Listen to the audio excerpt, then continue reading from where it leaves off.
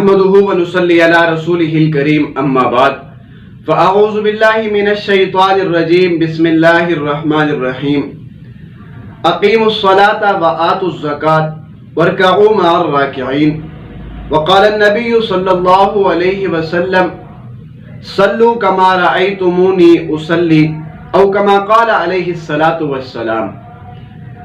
اللہ تبارک و تعالیٰ نے انسان کے اوپر دن اور رات میں یعنی 24 گھنٹوں کے اندر 5 نمازیں فرض کی ہے۔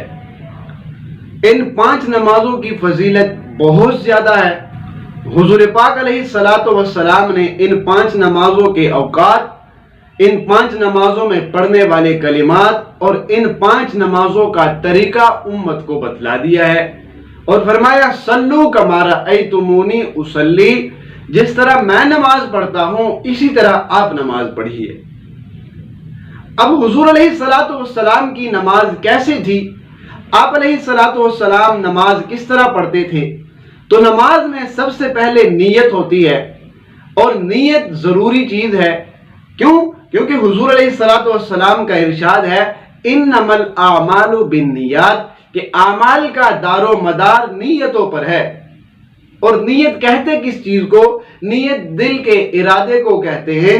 جب آدمی وضو کر کے مسجد کی طرف جاتا ہے تو اس کا ارادہ یہی ہوتا ہے کہ میں اب مسجد میں جا کر اللہ کی عبادت کروں گا، نماز پڑھوں گا۔ تو سب سے پہلے تکبیر تحریمہ یعنی پہلی تکبیر پڑھتے ہیں اور ہاتھ اٹھاتے ہیں۔ اس بارے میں متعدد احادیث ہے۔ حضور پاک علیہ الصلاۃ والسلام کی روایت ہے، حضرت مالک بن حویرث رضی اللہ تعالی عنہ سے مرفوع حدیث ہے، فرمایا کان رسول اللہ صلی اللہ علیہ وسلم اذا کبر رفع یدیہ حتی یحاذی بہما اذنیہ، کہ حضور پاک علیہ الصلاۃ والسلام جب نماز شروع کرتے تو تکبیر کہتے اور اپنے ہاتھوں کو کانوں کے برابر تک اٹھاتے۔ اسی طرح ایک اور حدیث ہے، اسی مالک بن حویرث رضی اللہ عنہ سے ہی روایت ہے، اس کے الفاظ یوں ہیں حتی یحاذی بہما فروع اذنیہ، کہ حضور پاک علیہ الصلاۃ والسلام جب ہاتھ اٹھاتے تو کانوں کے کناروں سے اوپر تک آپ کے ہاتھ ہوتے۔ اسی طرح حضرت ابن عمر رضی اللہ عنہ سے روایت ہے ان رسول اللہ صلی اللہ علیہ وسلم کان یرفع یدیہ حذو منکبیہ اذا افتتح الصلاۃ، کہ جب حضور پاک علیہ الصلاۃ والسلام نماز شروع کرتے تو آپ علیہ الصلاۃ والسلام کے ہاتھ مبارک کندھوں کے برابر ہوتے۔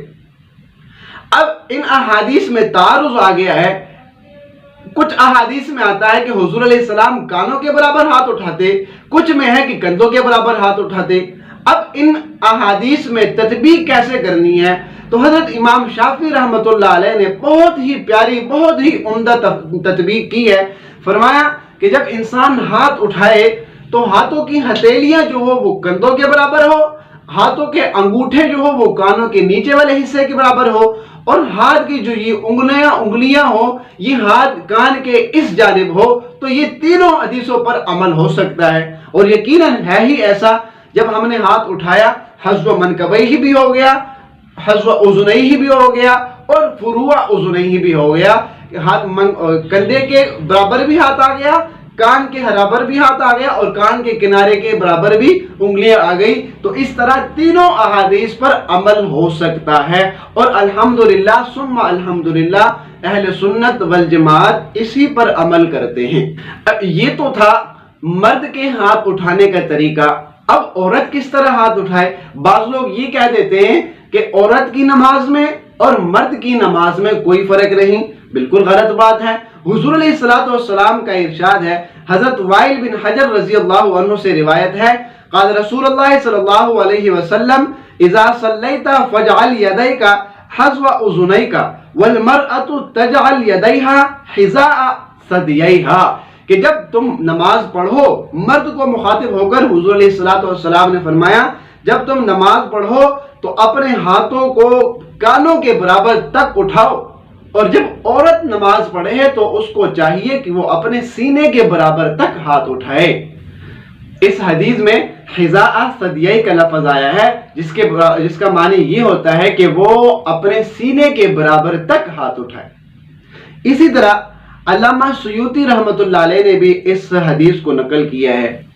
ایک اور حدیث ہے، حضرت ام دردہ رضی اللہ عنہا سے روایت ہے، فرماتی ہیں ان المرأۃ ترفع یدیہا الی ثدییہا، کہ عورت جب ہاتھ اٹھائے تو اس کو چاہیے کہ وہ اپنے سینے کے برابر تک ہاتھ اٹھائے۔ اب مرد کا حکم الگ آپ علیہ السلام نے فرمایا، اور عورت کو جو طریقہ بتلانا تھا وہ الگ فرمایا ہے۔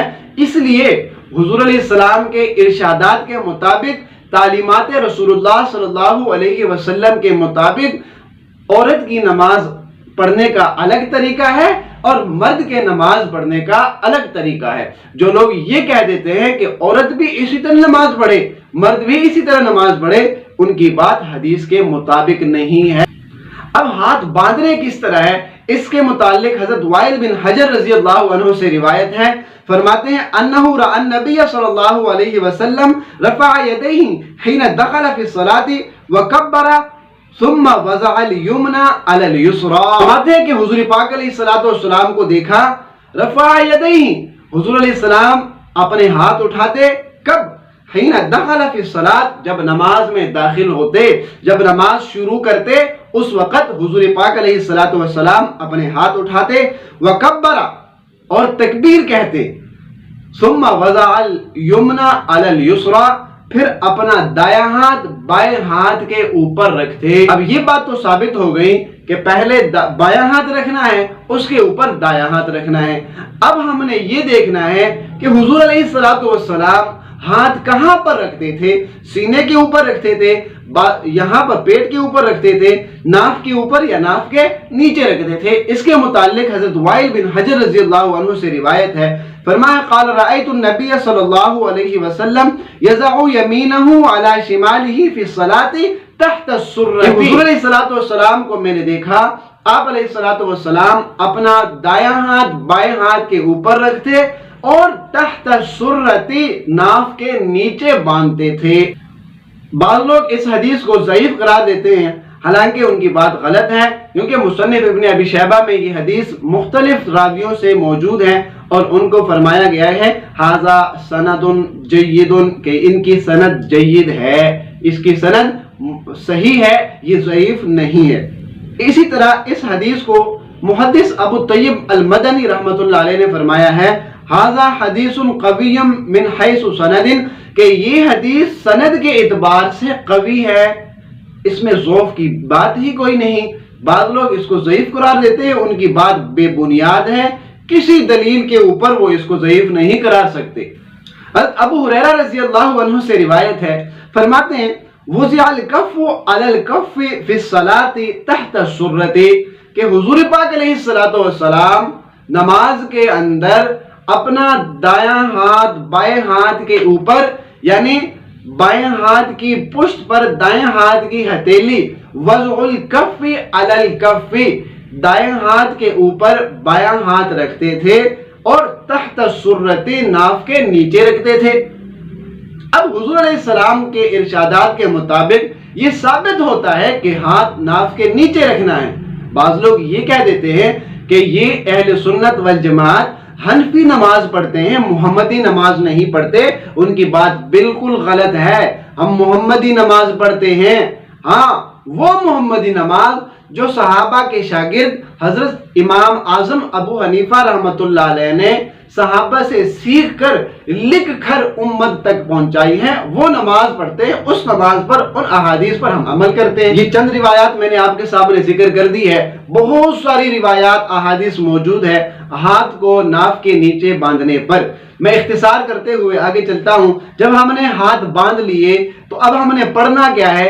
حضور علیہ السلام کا ارشاد ہے، حضرت ابو سعید خدری رضی اللہ عنہ سے مرفوع روایت ہے، فرماتے ہیں کان رسول اللہ صلی اللہ علیہ وسلم اذا قام الى الصلاة باللیل کبر ثم یقول سبحانک اللہم وبحمدک وتبارک اسمک وتعالی جدک ولا الہ غیرک، کہ حضور پاک علیہ السلام جب رات کو کھڑے ہو کر نماز کے لیے کھڑے ہوا کرتے تھے اور تکبیر کہتے تھے، پھر آپ علیہ السلام یہ کلمات دہراتے سبحانک اللہم وبحمدک وتبارک اسمک وتعالی جدک ولا الہ غیرک۔